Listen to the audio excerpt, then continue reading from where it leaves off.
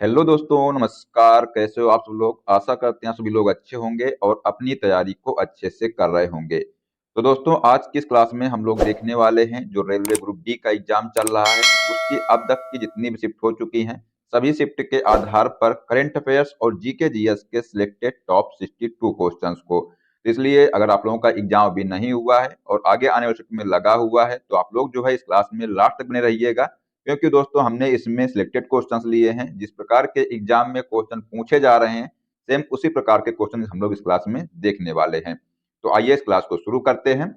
तो पहला क्वेश्चन है कि हाल ही में किस बैंक को भारत का सर्वश्रेष्ठ बैंक घोषित किया गया है? तो बताइए इसका आंसर क्या हो जाएगा। तो दोस्तों, अगर आपको किसी भी क्वेश्चन का आंसर आता हो तो उसको जो है कमेंट बॉक्स में बताया करिए, जिससे कि आपको क्वेश्चन अच्छे से तैयार हो जाएगा।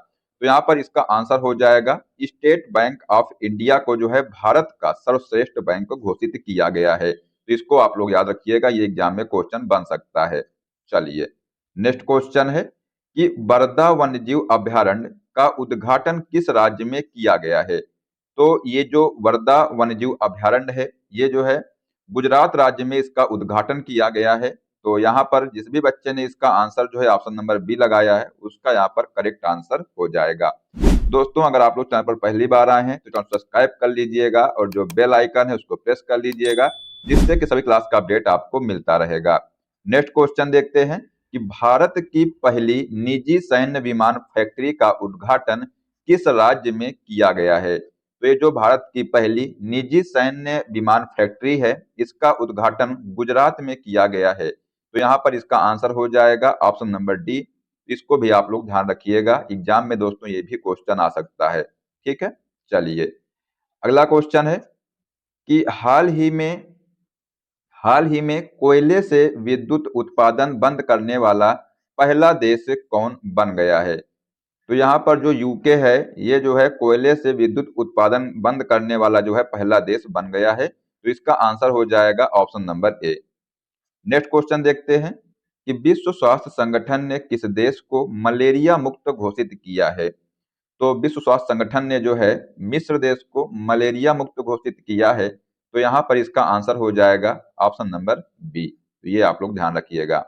अगला क्वेश्चन है कि 18वां प्रवासी भारतीय दिवस 2025 कहाँ मनाया गया है? तो ये भी दोस्तों क्वेश्चन इंपॉर्टेंट है, एग्जाम में ये भी आ सकता है।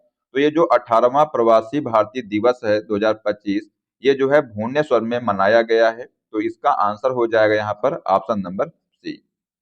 अगला क्वेश्चन है कि कॉमनवेल्थ गेम जो है 2026 से कितने खेलों को बाहर कर दिया गया है? तो ये जो कॉमनवेल्थ गेम्स है 2026, इसमें जो है 9 खेलों को बाहर कर दिया गया है। तो यहाँ पर इसका आंसर हो जाएगा option number C. Next question है कि भारत सरकार ने किस योजना को अगले 10 वर्षों के लिए बढ़ा दिया है? तो यहाँ पर जो उड़ान योजना है, इस योजना को जो है भारत सरकार ने अगले 10 वर्षों तक बढ़ा दिया है। तो यहाँ पर जो ऑप्शन नंबर बी है, ये इसका करेक्ट आंसर आप लोग ध्यान रखिएगा। बात करते हैं अगले क्वेश्चन की कि भारत का दूसरा सबसे बड़ा तितली विविधता केंद्र जो है, ये किसे घोषित किया गया है? तो जो भारत का दूसरा सबसे बड़ा जो तितली विविधता केंद्र है, ये जो है काजीरंगा नेशनल पार्क को घोषित किया गया है। तो यहाँ पर जो ऑप्शन नंबर ए है, ये इसका राइट आंसर हो जाएगा। अगला क्वेश्चन है कि उड़ान योजना के तहत यूपी के किस जिले में नए हवाई अड्डे का उद्घाटन किया गया है? तो यहाँ पर जो है उड़ान योजना के तहत यूपी के जो है सहारनपुर जिले में नए हवाई अड्डे का उद्घाटन किया गया है। तो यहाँ पर जो ऑप्शन नंबर बी है, इसका करेक्ट आंसर हो जाएगा। ठीक है, चलिए अगला क्वेश्चन देखते हैं। अनुसूचित जाति के आरक्षण में उपवर्गीकरण को लागू करने वाला देश का पहला राज्य कौन बन गया है? तो जो अनुसूचित जाति के जो आरक्षण में जो है उपवर्गीकरण को लागू करने वाला देश का जो पहला राज्य है, ये हरियाणा है। तो इसका आंसर हो जाएगा यहाँ पर ऑप्शन नंबर सी। ठीक है, चलिए अगला क्वेश्चन देखते हैं कि किस राज्य सरकार ने छात्राओं के लिए निजुत मोइना योजना शुरू की है? तो ये जो निजुत मोइना योजना है, ये असम राज्य सरकार ने शुरू की है। तो इसका आंसर यहाँ पर हो जाएगा ऑप्शन नंबर ए। अगला क्वेश्चन है कि भारतीय नौसेना के नए जहाज समर्थक का निर्माण किसके द्वारा किया गया है? तो ये जो समर्थक जो जहाज है, इसका निर्माण एल&टी शिपयार्ड के द्वारा किया गया है। तो यहाँ पर जो ऑप्शन नंबर बी है ये इसका करेक्ट आंसर हो जाएगा। अगला क्वेश्चन है कि बंगाल की खाड़ी में उठे चक्रवाती तूफान दाना को किस देश ने नाम दिया है? तो जो ये चक्रवाती तूफान दाना है इसको जो है कतर ने नाम दिया है। तो यहाँ पर जो ऑप्शन नंबर सी है इसका राइट आंसर आप लोग ध्यान रखिएगा। अगले क्वेश्चन की बात करते हैं। तो यहाँ पर पूछा गया है कि केंद्र शासित प्रदेश जम्मू कश्मीर के पहले मुख्यमंत्री कौन बने हैं? तो इसके जो पहले मुख्यमंत्री हैं ये उमर अब्दुल्ला हैं। तो यहाँ पर जो ऑप्शन नंबर सी है ये इसका करेक्ट आंसर हो जाएगा। नेक्स्ट क्वेश्चन देखते हैं कि पीएम मोदी ने धरती आबा जनजातीय ग्राम उत्कर्ष अभियान की शुरुआत किस राज्य में की है? तो ये जो धरती आबा जनजातीय ग्राम उत्कर्ष अभियान है इसकी शुरुआत झारखंड राज्य में की है। तो यहाँ पर जो ऑप्शन नंबर बी है ये इसका करेक्ट आंसर हो जाएगा।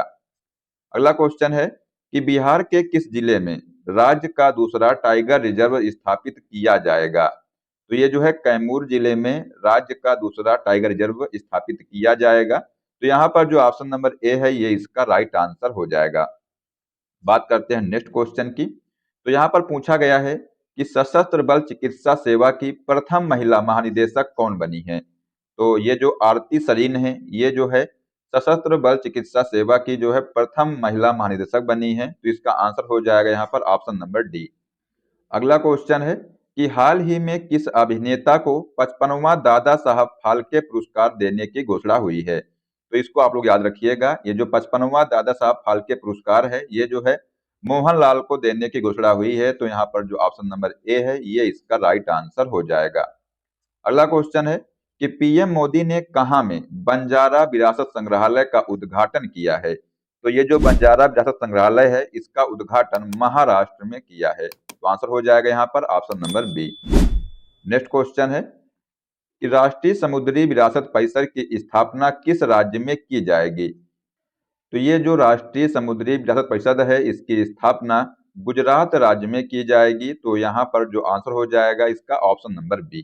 ठीक है, चलिए नेक्स्ट क्वेश्चन की बात करते हैं कि भारत में क्रूज पर्यटन को बढ़ावा देने के लिए कौन सा मिशन लॉन्च किया गया है? तो भारत में जो है क्रूज पर्यटन को बढ़ावा देने के लिए मिशन क्रूज भारत मिशन जो है लॉन्च किया गया है। तो यहाँ पर जो ऑप्शन नंबर ए है ये इसका राइट आंसर हो जाएगा।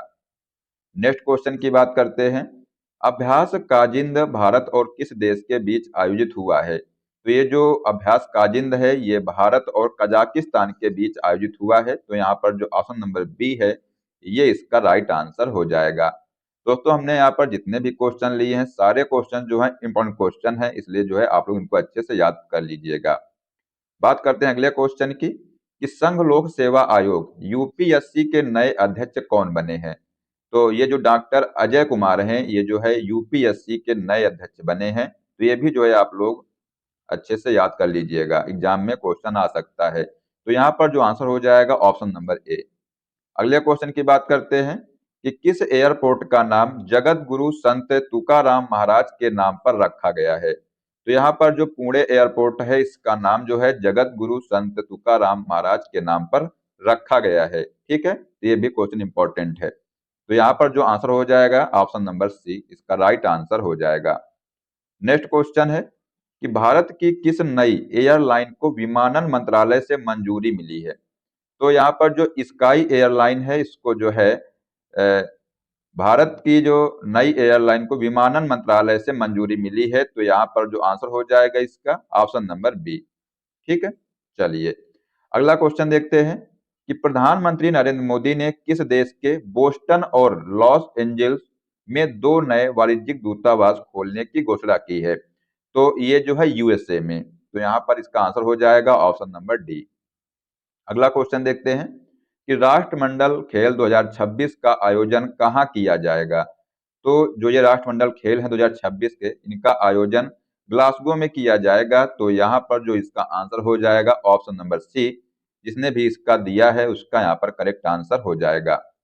अगले क्वेश्चन की बात करते हैं कि भारत के प्रायद्वीपीय पठार के बारे में निम्नलिखित में से कौन सा कथन सही नहीं है? तो यहाँ पर पश्चिमी घाट पूर्वी घाटों से ऊंचा है तो ये सही है। दक्कन का पठार एक त्रिकोणीय भूभाग है जो नर्मदा नदी के दक्षिण में स्थित है, तो ये भी सही है। प्रायद्वीपीय पठार में 3 व्यापक विभाजन शामिल हैं, अर्थात उत्तरी उच्च भूमि, मध्य उच्च भूमि और दक्कन का पठार। तो ये जो है यहाँ पर गलत है। प्रायद्वीपीय पठार पुरानी क्रिस्टलीय, आग्नेय और उपांतरित चट्टानों से बना एक टेबल लैंड है, तो ये भी सही है। तो यहाँ पर पूछा गया था कि निम्नलिखित में से कौन सा कथन सही नहीं है, तो इसका आंसर हो जाएगा जो ऑप्शन नंबर तीसरा है, ये जो है इसका राइट आंसर हो जाएगा, क्योंकि जो है ये कथन सही नहीं है। ठीक है, चलिए बात करते हैं अगले क्वेश्चन की कि दलहन पर विशेष खाद्य अनाज उत्पादन कार्यक्रम SFPP वर्ष डैश के दौरान लागू किया गया था। तो ये जो है 1988 और 89 में जो है इसको लागू किया गया था। तो यहाँ पर इसका आंसर हो जाएगा ऑप्शन नंबर चौथा। ठीक है, चलिए अगले क्वेश्चन की बात करते हैं कि ग्रामीण बुनियादी ढांचा विकास कनेक्टिविटी और बाजारों और सेवाओं तक पहुंच में सुधार के लिए महत्वपूर्ण है। कौन सी योजना बिना जुड़े आवासों को सभी मौसम में सड़क कनेक्टिविटी प्रदान करने पर केंद्रित है? तो यहाँ पर जो है ये प्रधानमंत्री ग्राम सड़क योजना जो है इसका राइट आंसर हो जाएगा। तो जिसने भी इसका आंसर जो है ऑप्शन नंबर चौथा लगाया है उसका यहाँ पर करेक्ट आंसर हो जाएगा। ठीक है, चलिए अगला क्वेश्चन देखते हैं कि संपूर्ण ग्रामीण रोजगार योजना की शुरुआत किसने की है? तो जो ये संपूर्ण ग्रामीण रोजगार योजना है इसकी शुरुआत केंद्र सरकार ने की है, तो यहाँ पर इसका आंसर ऑप्शन नंबर 1 हो जाएगा। अगला क्वेश्चन है कि IQ एयर की मार्च 2025 में जारी विश्व वायु गुणवत्ता रिपोर्ट के अनुसार मेघालय का कौन सा स्थान विश्व स्तर पर सबसे प्रदूषित है? तो यहाँ पर जो बर्नीहाट है ये जो है मेघालय का एक स्थान है जो विश्व स्तर पर सबसे प्रदूषित है। तो यहाँ पर इसका आंसर हो जाएगा ऑप्शन नंबर चौथा। तो ये आप लोग ध्यान रखिएगा, ये भी एग्जाम में क्वेश्चन आ सकता है। ठीक है, चलिए अगला क्वेश्चन है कि भारतीय संविधान के अनुच्छेद 43A के तहत निम्नलिखित में से कौन सा राज्य नीति का निर्देशक सिद्धांत प्रदान किया गया है? तो यहाँ पर जो है ये औद्योगिक प्रबंधन में श्रमिकों की भागीदारी, ये इसका करेक्ट आंसर हो जाएगा। ठीक है, तो इसका जिसने भी आंसर जो ऑप्शन नंबर चौथा लगाया है उसका यहाँ पर राइट आंसर हो जाएगा। अगला क्वेश्चन है कि किस भारतीय एथलीट ने 2025 एशियाई एथलेटिक्स चैंपियनशिप में महिलाओं की ऊंची कूद में स्वर्ण पदक जीता है? तो यहाँ पर जो पूजा सिंह है इन्होंने जो है महिलाओं की ऊंची कूद में स्वर्ण पदक जीता है, तो इसका आंसर हो जाएगा यहाँ पर ऑप्शन नंबर तीसरा। नेक्स्ट क्वेश्चन है कि निम्नलिखित में से किसे कंप्यूटर सिस्टम पर खराब फाइल प्रबंधन अभ्यास माना जाता है? तो यहाँ पर जो अस्थायी फाइलों को असंबंधित और बिखरे हुए फोल्डरों में सहेजना, ये जो है ये खराब फाइल प्रबंधन अभ्यास माना जाता है। तो इसका जो आंसर हो जाएगा यहाँ पर ऑप्शन नंबर दूसरा। ठीक है, तो ये आप लोग यहाँ पर ध्यान रखिएगा। अगला क्वेश्चन है कि बताइए कि इंदिरा 2025 के संबंध में दिए गए कथन सही है या गलत? तो कथन यहाँ पर पहला है कि यह भारत और दक्षिण अफ्रीका के बीच एक द्विपक्षीय नौसैनिक अभ्यास है, तो ये यहाँ पर गलत है। तो यहाँ पर जो दूसरा कथन है कि इस अभ्यास के 14वें संस्करण में सामान्य समुद्री खतरों का मुकाबला करने की दिशा में अंतर संचालनीयता को बढ़ाने के लिए डिजाइन की गई गतिविधियों और संरचित अभ्यासों की एक विस्तृत श्रृंखला शामिल थी, तो ये जो है यहाँ पर सही है। तो इसका आंसर यहाँ पर हो जाएगा कथन जो दूसरा है ये सही है। ठीक है, और जो कथन पहला है ये गलत है। तो इसका जो आंसर हो जाएगा यहाँ पर कथन 2 सही है और कथन 1 गलत है। ठीक है, चलिए अगला क्वेश्चन देखते हैं कि कंप्यूटर मेमोरी में SRAM का संक्षिप्त रूप क्या है? बताइए इसका आंसर क्या हो जाएगा कि जो कंप्यूटर मेमोरी है इसमें जो है SRAM का संक्षिप्त रूप क्या है? तो ये जो है स्टैटिक रैंडम एक्सेस मेमोरी है, तो यहाँ पर इसका आंसर हो जाएगा ऑप्शन नंबर चौथा। अगला क्वेश्चन है कि वर्ष 2025 में अंतरिक्ष अनुप्रयोगों के लिए विक्रम 3201 और कल्पना 3201 माइक्रो प्रोसेसर किस एजेंसी ने विकसित किए हैं?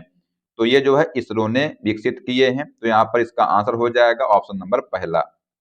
अगला क्वेश्चन देखते हैं कि जैन धर्म ग्रंथों का पहला व्यवस्थित संकलन क्या है? तो क्वेश्चन है कि जैन धर्म ग्रंथों का जो पहला व्यवस्थित संकलन डैश में हुआ, तो ये जो है पाटलिपुत्र में हुआ है, तो इसका आंसर यहाँ पर हो जाएगा ऑप्शन नंबर दूसरा। अगला क्वेश्चन है कि भारतीय संविधान का अनुच्छेद 19 छह स्वतंत्रताएं प्रदान करता है, निम्नलिखित में से कौन सी उनमें से एक नहीं है। तो यहाँ पर जो संघ या यूनियन बनाने की स्वतंत्रता तो ये है, गिरफ्तारी स्वतंत्रता तो ये जो है इसमें शामिल नहीं है, भाषण और अभिव्यक्ति की स्वतंत्रता तो ये भी है, और जो भारत के पूरे क्षेत्र में स्वतंत्र रूप से घूमने की स्वतंत्रता तो ये भी है। तो यहाँ पर इसका आंसर हो जाएगा ऑप्शन नंबर दूसरा, ये जो है इसमें शामिल नहीं है, तो इसका आंसर हो जाएगा ऑप्शन नंबर दूसरा। ठीक है, चलिए अगला क्वेश्चन देखते हैं कि नगर पालिका क्षेत्रों में वार्ड समितियों के गठन का प्रावधान किस अनुच्छेद में है। तो ये जो वार्ड समितियों के गठन का जो प्रावधान है ये जो है अनुच्छेद 243 एस में है। तो यहाँ पर जो आंसर हो जाएगा इसका ऑप्शन नंबर चौथा। ठीक है, इसको आप लोग ध्यान रखिएगा। तो अगला क्वेश्चन है कि 2025 में भारत सरकार ने श्रीहरिकोटा में किस क्रमांक वाले लॉन्च पैड की स्थापना को मंजूरी दी है। तो यहाँ पर जो है लॉन्च पैड 3 को मंजूरी दी है। तो यहाँ पर जो आंसर हो जाएगा ऑप्शन नंबर दूसरा। ठीक है, चलिए अगला क्वेश्चन देखते हैं कि वाणिज्य और उद्योग मंत्रालय के आंकड़ों के अनुसार वित्तीय वर्ष 2024-25 में एफडीआई इक्विटी के शीर्ष प्राप्तकर्ता के मामले में सेवा क्षेत्र की रैंक क्या है। तो ये जो है पहली रैंक है। तो यहाँ पर इसका आंसर हो जाएगा ऑप्शन नंबर पहला। नेक्स्ट क्वेश्चन की बात करते हैं कि गांधी जी की सत्याग्रह की पद्धति पहले कहाँ विकसित हुई और बाद में भारत में स्वतंत्रता संग्राम उपकरण के रूप में पूरी तरह से विकसित हुई। तो ये जो है चंपारण में। तो यहाँ पर इसका आंसर हो जाएगा ऑप्शन नंबर तीसरा। अगला क्वेश्चन है कि चैंपियंस चेस टूर के दूसरे चरण के माध्यम से स्पोर्ट्स वर्ल्ड कप 2025 के लिए क्वालिफाई करने वाले पहले भारतीय शतरंज खिलाड़ी निम्न में से कौन बने हैं। तो ये जो है अर्जुन एरिगैसी बने हैं। तो यहाँ पर इसका आंसर हो जाएगा ऑप्शन नंबर पहला। नेक्स्ट क्वेश्चन है कि वित्तीय वर्ष 2024 में कौन सा भारतीय राज्य वाणिज्यिक पुष्प कृषि की खेती में सबसे अधिक योगदान देता है, जो देश के कुल उत्पादन का 20% से अधिक है। तो ये जो है तमिलनाडु। तो यहाँ पर इसका आंसर हो जाएगा ऑप्शन नंबर दूसरा। नेक्स्ट क्वेश्चन है कि 14 मार्च 2024 तक निम्नलिखित में से कौन सा विश्व का सबसे ऊंचा रेलवे पुल है। तो यहाँ पर जो चेनाब ब्रिज है ये जो है विश्व का सबसे ऊंचा रेलवे पुल है। तो जिसने भी इसका आंसर जो है ऑप्शन नंबर दूसरा लगाया है उसका यहाँ पर राइट आंसर हो जाएगा। बात करते हैं अगले क्वेश्चन की कि चिकित्सक दिवस किस दिन मनाया जाता है। बताइए इसका आंसर क्या हो जाएगा। जो चिकित्सक दिवस है ये किस दिन मनाया जाता है। तो ये जो है 1 जुलाई को मनाया जाता है। तो यहाँ पर इसका आंसर हो जाएगा ऑप्शन नंबर सी। यह दिन जो है प्रसिद्ध चिकित्सक और पश्चिम बंगाल के दूसरे मुख्यमंत्री डॉक्टर विधान चंद्र राय के जन्मदिन और पुण्यतिथि के उपलक्ष्य में मनाया जाता है। तो ये भी आप लोग ध्यान रखिएगा। ठीक है, चलिए अगला क्वेश्चन देखते हैं कि नौसेना दिवस किस दिन मनाया जाता है। तो जो ये नौसेना दिवस है ये 4 दिसंबर को मनाया जाता है। तो यहाँ पर इसका आंसर हो जाएगा ऑप्शन नंबर सी।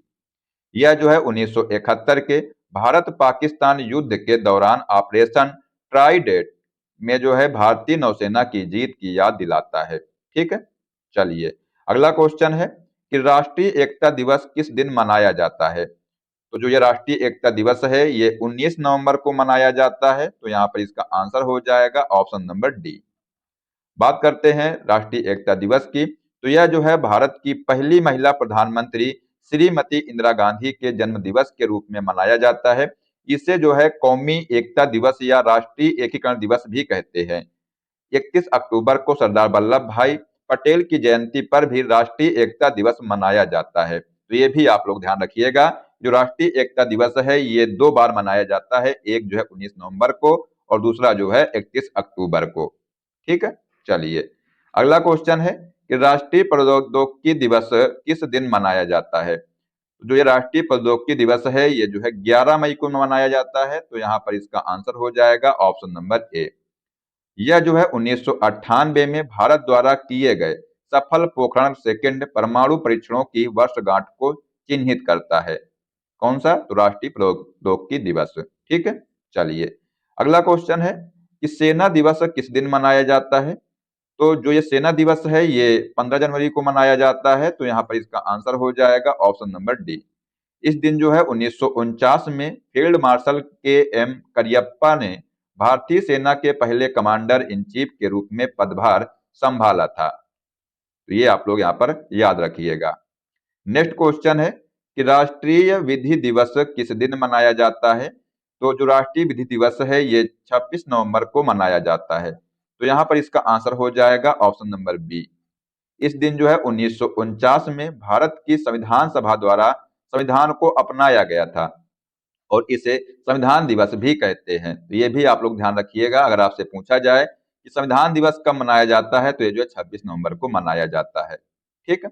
अगला क्वेश्चन है कि मलेरिया दिवस किस दिन मनाया जाता है। तो जो ये मलेरिया दिवस है ये जो है इनमें से जो है कोई ऑप्शन नहीं सही है। तो जो मलेरिया दिवस है ये जो है अप्रैल में मनाया जाता है। कब? तो 25 अप्रैल को ये मनाया जाता है। ठीक है। तो यहाँ पर जो है इसका आंसर हो जाएगा ऑप्शन नंबर सी, 25 अप्रैल जो है इसका राइट आंसर यहाँ पर हो जाएगा, ये अगस्त नहीं होगा यहाँ पर। ठीक है। चलिए अगला क्वेश्चन देखते हैं कि शहीद दिवस किस दिन मनाया जाता है। तो जो यह शहीद दिवस है ये जो है 30 जनवरी को मनाया जाता है। तो यहाँ पर जिसने भी इसका आंसर जो है ऑप्शन नंबर ए लगाया है उसका करेक्ट आंसर हो जाएगा। यह दिन महात्मा गांधी की पुण्यतिथि को चिन्हित करता है। एक अन्य शहीद दिवस 23 मार्च को भगत सिंह, सुखदेव और राजगुरु को श्रद्धांजलि देने के लिए मनाया जाता है। ये भी ध्यान रखिएगा, जो शहीद दिवस है ये 2 बार मनाया जाता है। एक जो है 30 जनवरी को मनाया जाता है और दूसरा जो है 23 मार्च को मनाया जाता है। ठीक है। चलिए अगला क्वेश्चन देखते हैं कि संचयिका दिवस किस दिन मनाया जाता है। तो ये जो है 15 सितंबर को मनाया जाता है और यह दिन बच्चों और छात्रों में बचत की आदत को प्रोत्साहित करने के लिए मनाया जाता है। तो यहाँ पर इसका आंसर हो जाएगा ऑप्शन नंबर बी, 15 सितंबर को। नेक्स्ट क्वेश्चन है कि सामाजिक अधिकारिता स्मृति दिवस किस दिन मनाया जाता है। तो जो ये सामाजिक अधिकारिता स्मृति दिवस है ये जो है 20 मार्च को मनाया जाता है। यह दिन डॉक्टर बी.आर. अम्बेडकर द्वारा किए गए महाड सत्याग्रह, चावदार ताल सत्याग्रह के संघर्षों और जीत की याद में मनाया जाता है। तो यहाँ पर इसका आंसर हो जाएगा option number D. Next question है कि आतंकवाद विरोध दिवस किस दिन मनाया जाता है। तो जो ये आतंकवाद विरोध दिवस है ये 21 मई को मनाया जाता है। तो यहाँ पर इसका आंसर हो जाएगा ऑप्शन नंबर सी। यह दिन जो है पूर्व प्रधानमंत्री राजीव गांधी की पुण्यतिथि को चिन्हित करता है। कौन सा? तो आतंकवाद विरोध दिवस। नेक्स्ट क्वेश्चन है कि सशस्त्र सेना झंडा दिवस किस दिन मनाया जाता है। तो ये जो है 7 दिसंबर को मनाया जाता है। यह भारत के सशस्त्र बलों के कर्मियों के कल्याण के लिए धन जुटाने के लिए समर्पित है। तो यहाँ पर इसका जो आंसर हो जाएगा ऑप्शन नंबर बी, ये जो है इसका राइट आंसर हो जाएगा। नेक्स्ट क्वेश्चन है कि पुलिस स्मृति दिवस किस दिन मनाया जाता है। तो जो ये पुलिस स्मृति दिवस है ये 19 अक्टूबर को मनाया जाता है। तो यहाँ पर इसका आंसर हो जाएगा ऑप्शन नंबर सी। यह 1959 में लद्दाख के हॉट स्प्रिंग्स में चीनी सैनिकों के हमले में शहीद हुए 10 पुलिसकर्मियों के बलिदान की याद में मनाया जाता है। तो यहाँ पर इसका आंसर हो जाएगा ऑप्शन नंबर सी। अगला क्वेश्चन है कि 31 मई किस रूप में मनाया जाता है। तो जो ये 31 मई है ये जो है एंटी टोबैको डे के रूप में मनाया जाता है। तो यहाँ पर इसका आंसर हो जाएगा option number B, anti tobacco day. यह दिन विश्व स्वास्थ्य संगठन द्वारा तंबाकू के उपयोग के खतरों के बारे में जागरूकता बढ़ाने के लिए मनाया जाता है। तो यहाँ पर जो है इसका आंसर हो जाएगा ऑप्शन नंबर बी। तो ये आप लोग ध्यान रखिएगा। दोस्तों ये जो है हमने आपको 62 क्वेश्चन करा दिए हैं और साथियों सारे क्वेश्चन जो है इंपॉर्टेंट क्वेश्चन है, वो आप लोग जो है इनको अच्छे से याद कर लीजिएगा। अब दोस्तों आपको एक क्वेश्चन देते हैं जिसका आंसर आप लोग बताइए कमेंट बॉक्स में क्या हो जाएगा। तो क्वेश्चन है कि बाल दिवस कब मनाया जाता है। ऑप्शन है 14 जुलाई, 14 अक्टूबर, 14 नवंबर या इनमें से कोई नहीं। तो इसका जो आंसर है आप लोग बताइए कमेंट बॉक्स में क्या हो जाएगा। देखते हैं कितने बच्चे जो है इसका सही जवाब दे पाते हैं। तो आज के लिए बस इतना ही। आशा करते हैं कि आप क्लास पसंद आई होगी और अगर आपको क्लास पसंद आई है तो इसको लाइक कर दीजिएगा, साथ में अपने दोस्तों को भी शेयर कर दीजिएगा। साथियों अगर आप चैनल पर पहली बार आए हैं तो सब्सक्राइब कर लीजिएगा और जो बेल आइकन है उसको प्रेस कर लीजिएगा जिससे कि सभी क्लास का अपडेट आपको मिलता रहेगा। तो मिलते हैं नेक्स्ट क्लास में। जय हिंद, जय भारत, वंदे मातरम।